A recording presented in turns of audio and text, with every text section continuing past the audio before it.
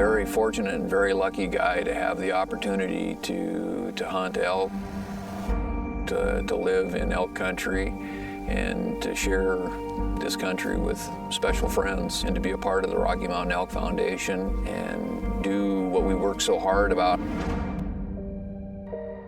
Like I say, I'm blessed in that we spend all year working for conservation and the Elk Foundation, and I'm able to spend time afield hunting the elk that we so admire. The effort and everything that goes into trying to hunt an elk. It's not something you just go out and do it. You got to put a lot of effort into it, and that's part of what makes hunting hunting.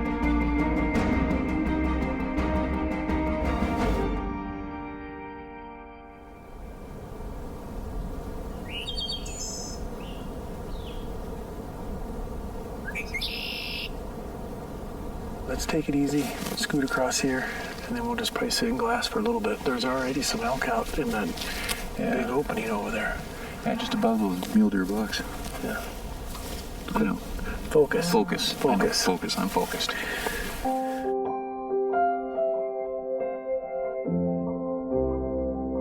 I've been a volunteer for the Rocky Mountain Elk Foundation for 23, going on 24 years. When I first joined the Elk Foundation, it was, I thought, a really cool, neat idea that 4 guys from northwest Montana wanted to conserve and protect elk habitat. Let's go. It didn't take long. Nope, that's the way to start the day, though. Easy come, easy go. I learned about elk hunting from my father and my grandfather, and to this day, it's the mission and the core values of the Elk Foundation are basically the same values that I have, that if we don't protect and conserve what we have out there today, it won't be here for future generations. And I donate my time and volunteer in the roles that I do because I truly believe in the mission of the Rocky Mountain Elk Foundation. I can see a cow right over here.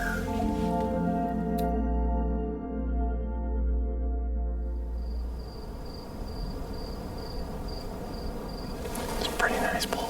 He's a pretty nice bull. He's a 6x6. Yeah. How many points on him? Hopefully they're gonna get after him. Maybe. He's looking pretty nice. Let's do it.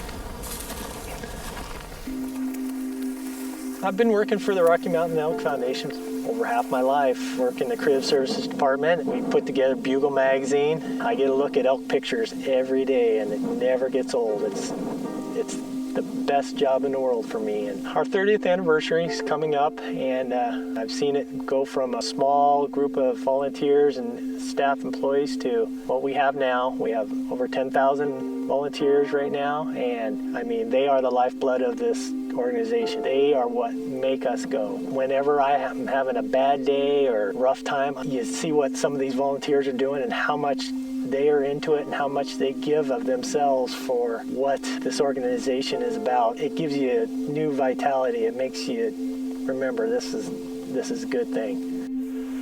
Maybe get tucked in right on the other side of this big branch. That way, if he comes this way, you have somewhere to draw.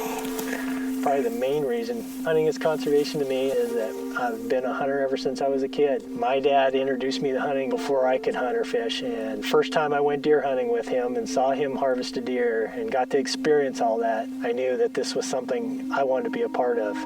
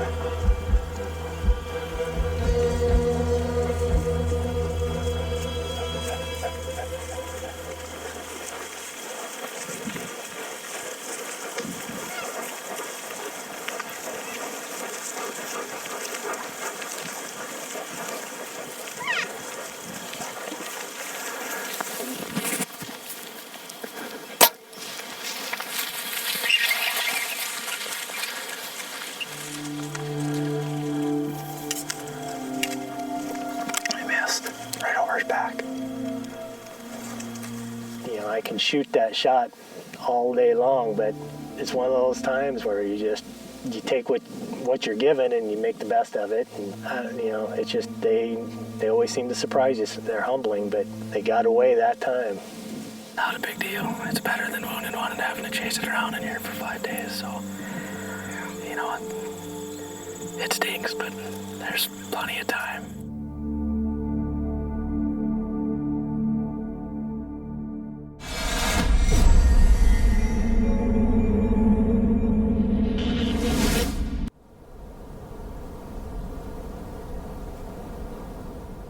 So what's the plan? Well, the plan is that I'm looking at about at least 20 elk coming over the hill, several bulls in there. So what's the plan? The only thing is, the same time that the elk are coming, there's also a thunderstorm right there on their rear end. So let's go before it gets any later. Okay.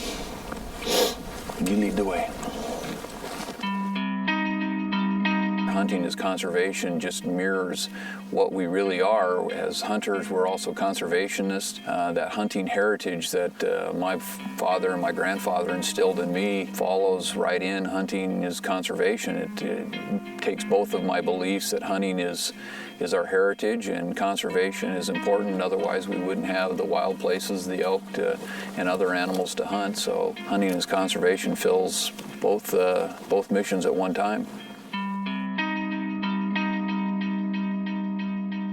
This country becomes gumbo mud, making it extremely difficult to walk around. It's raining and windy and cold. I don't like the setup. I don't want to fool with it. Let's go.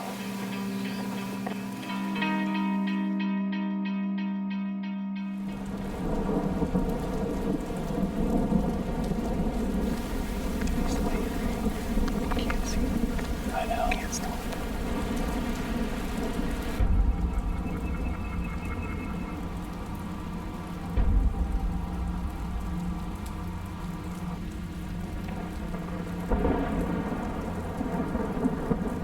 There's another one.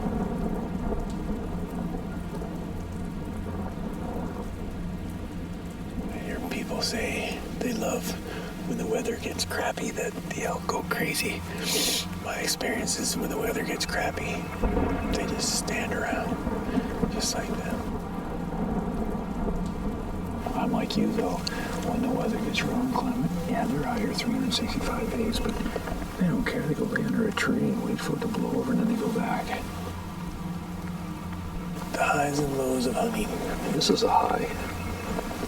And then it was a low. I don't like it when they don't cooperate. Now that I'm soaked to the bone, it quits raining. That's right. That's right.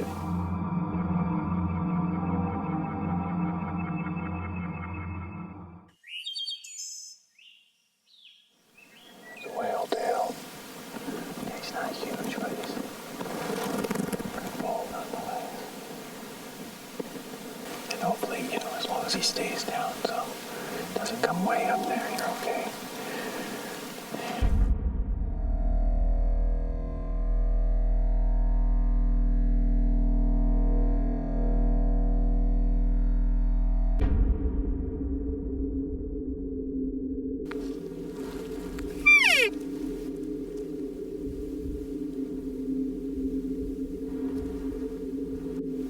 He's gonna get her away on any second.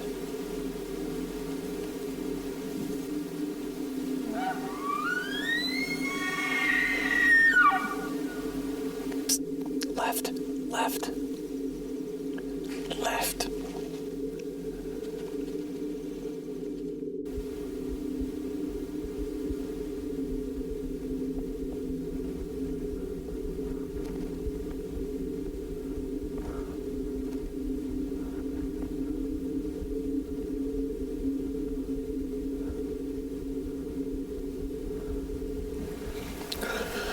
What happened?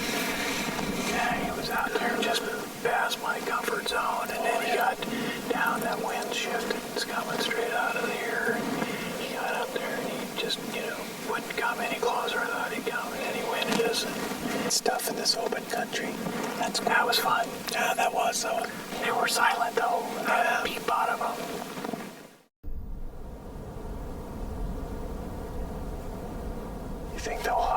this side of it, or will they go all the way around probably that end? I've seen them, they come right across this flat. I don't know how far across.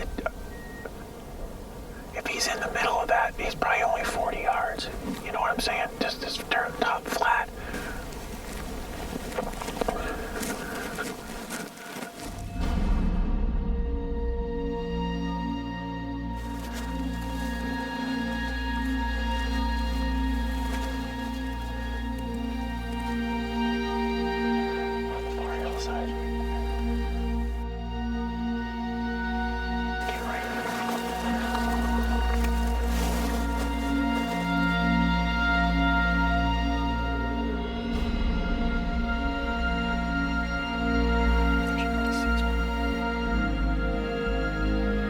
Right now we've got a large 6-point with about 6 or 7 cows sitting right in this little draw.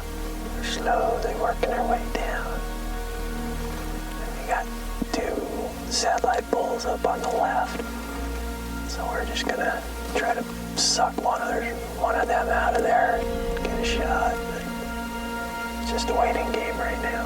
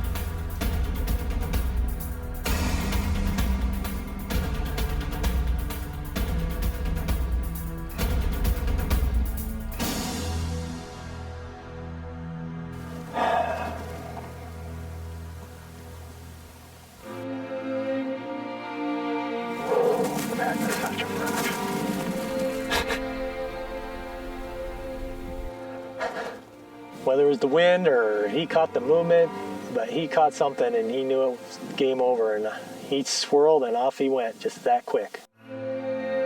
It's why you hunt. It's for that rush and for the whole experience, but it's big country. Overall, it was an awesome hunt. I had a great time, and I would do this any day of the week.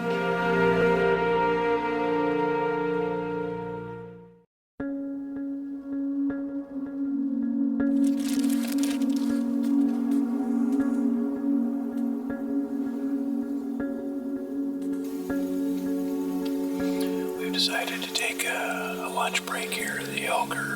There's 5 bulls over here. They're sound asleep. They're relaxed. They're sleeping. So we're going to have a little nutrition and then see if we can't get them going after they've had their mid-afternoon siesta. So here's hoping it works.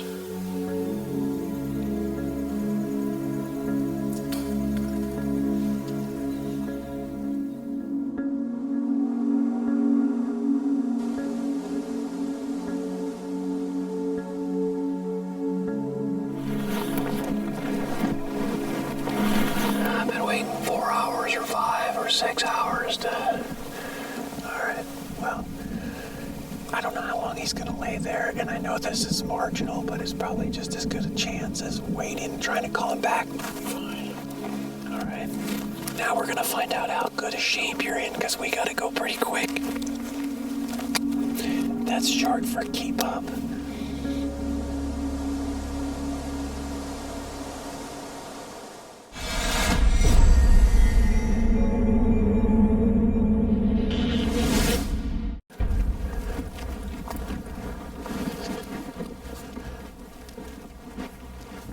Don't go too high. You should stay low when you think, or if I get down here, right there around the corner. But he damn sure, if he does, he may just walk up on the hill.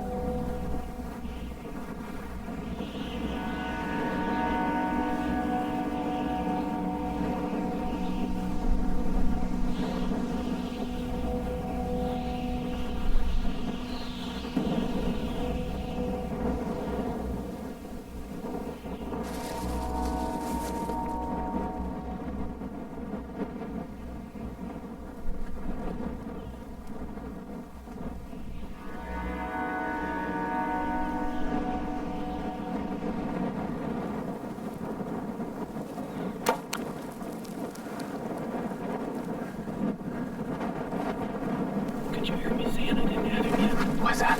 Could you hear me saying I didn't have him yet? Yeah. Okay. That's why I waited.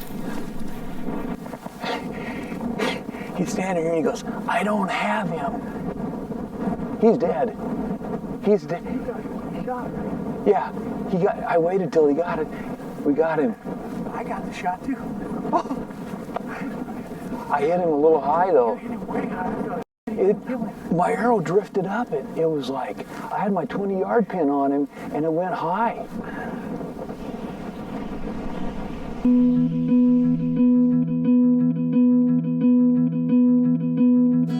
I know he came down off the hill here. I'm trying to find his blood trail. He came up and then he angled back down.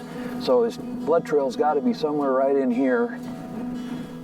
As a hunter, we know that our role is important, and so now the flood of emotions, the excitement of everything is now hitting. You can take that breath and breathe again after holding your breath. The animal is down. There he is. And as I'm sitting here, I suddenly remember that this is the anniversary of my dad passing 13 years ago. So pretty special day to take a 6-point bull elk with my bow, with good friends, and knowing my dad's watching over us.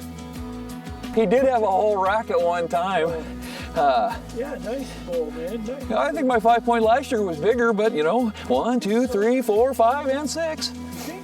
It's close. It's close. I know, when he has the other side. Yeah, the other side. As individuals, as an organization, this is what it's all about: conserving, enhancing acreage, and allowing us the opportunity to hunt a majestic animal that I've been very fortunate to hunt and take again this year with my bow.